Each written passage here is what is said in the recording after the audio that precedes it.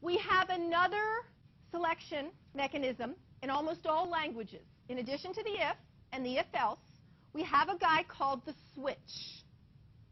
Now, the switch, I like the switch, okay? It's pretty, okay? It reads really nicely. It's a nice way of organizing a program. Let's look at the mechanisms. Now, here's the deal. A switch is not always going to be you can't always use a switch. You can always use an if-else, but you can't always use a switch. There's special cases where a switch is applicable. So let's look at the mechanism of what's happening. So you have one single variable that you're testing. Typically, it's integer. In C++, it's got to be an integer. The variable has to be integer. Okay? So we have three keywords. There's actually another keyword. Here's a keyword, switch. Here's a keyword, case. Here's a keyword, default. Okay? Now, the good thing about a switch, when you look at it, it's pretty easy to read. The bad news about a switch, it's sort of hard to remember how to write it without looking at an example. It's a lot of words. So let's look at an example and try to figure out what's happening, and then we'll talk about how we would do this. So in this case, one of the big places switches are used is menus. And God knows we use a lot of menu-driven programs, don't we? Okay? So switches work really well for menus, and I don't mean like a restaurant menu. I mean a menu where there's an array of options, a list of choices, and you then pick one of the choices. And of course, sometimes with in our GUI world, our menus are up on the top of the program. Same idea. Okay? So you read in perhaps a number, perhaps a letter. A letter would work as well. Did I say just integer? Because letters work as well. Okay? So you read in a variable. And if the variable has the value 1, now in this case, you're choosing an option. And if this was a real program, you'd probably jump to a section of code which actually did the beginner's part of the whatever it is, game or whatever.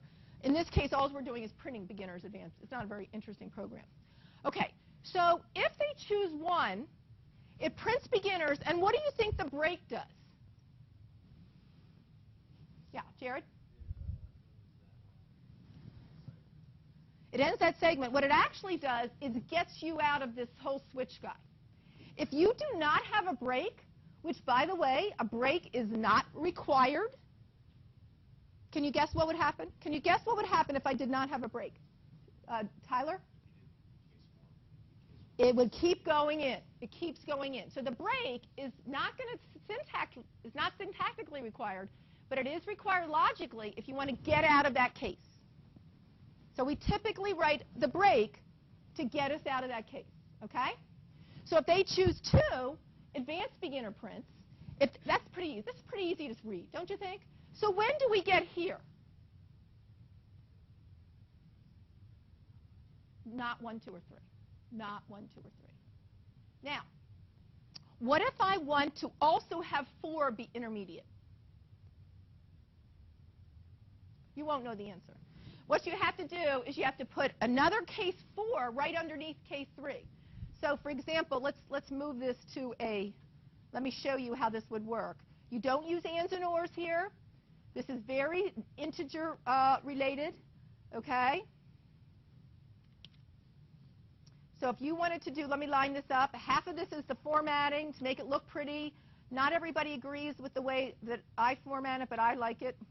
And I think it's clear because I'm always big about the indentation, showing you the logic. And some people indent a case this way. I don't like that. I like it over here because it shows that the next level of logic is 1 level in.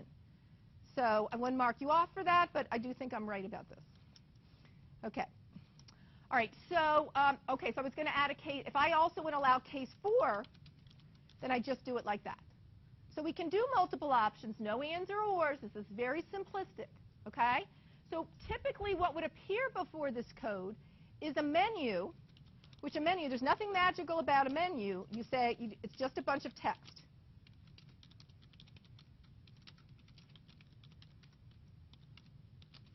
So it's going to have to say something like 1 beginner, you know what I mean? So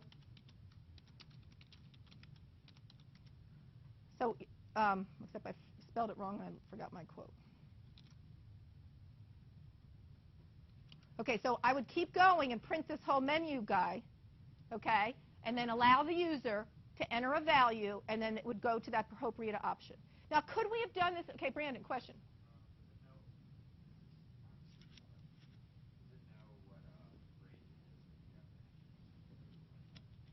So break is a keyword in C++. So you actually have to type the word break. And if I did not type break, it would just keep going. If I type 1, I would get beginners. And that's the kind of question I would ask you in a test. What happens if they choose 1? Here's a good test question. What happens if they choose 1? What's the output? Beginners and advanced beginners. That's just the idiosyncrasy of the language. Go ahead.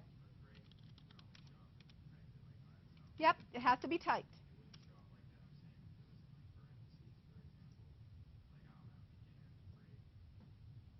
No, yeah, it has to be a keyword outside of the quotes. And then the default's not required either. Wait, I'm missing a brace here. Let's see, let's line this up. So if I didn't do default, that's not going to be a syntactical error either. But that's a nice thing to put as your catch-all for your errors, right? Okay, now could I do this using an if-else? Of course I could. Of course I could do this using an if-else. I would say if menu option equals 1, see out beginners, else if menu option equals 2, see out advanced beginners. This is really pretty, though. It's like a table of contents. A lot of programs are menu-driven, and a lot of mains have a menu, like a switch statement to begin the beginning of the program. It's a very nice way to start a program. And typically, what we typically will have, which we're not there yet, is what I would do is I would actually call a function like, do beginners, and I would call the function, and that would then jump to that code. Except I seem to be having a little issue with my... So does everybody understand? So typically, there would be more than just the printing. I would go jump to that code, and there'd be a function that follows later that does all that. Does that make sense? So this is oftentimes the gateway part of a main program. That's why we learn the switch. This will not work in all cases. Michael? I think that efficiency-wise, they should be the same thing. Switch might, trying to figure out how this would go in assembly language. This is a jump. It's still the same test. So I think pretty much that's not a factor. This is more about, one thing I like about this is it's really easy to add to. It's really easy to read. Okay? So always with a menu, you should choose a switch. The switch, if it's possible, is the desired choice. However, many cases I can't use a switch. So we'll go through some examples and we'll talk about where you couldn't use a switch there. It's very special purpose. Let's say that. The switch is very special purpose. It only works for particular things. Who had their hand up in the back? Kayla?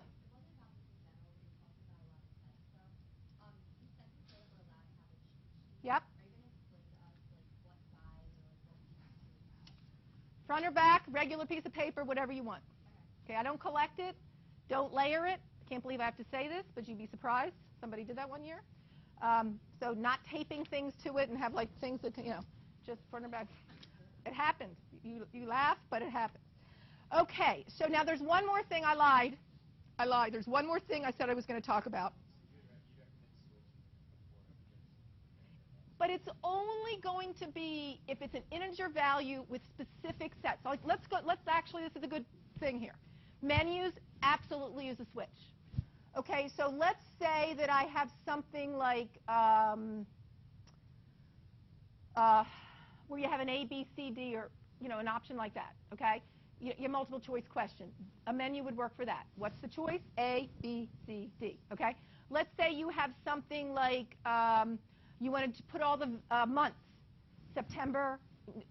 January, February, March, April. Switch would work for that. Let's say we have let's look back to the problem we did before with the movie costs, with the ages between 16 and 65. You cannot do a switch for that, right?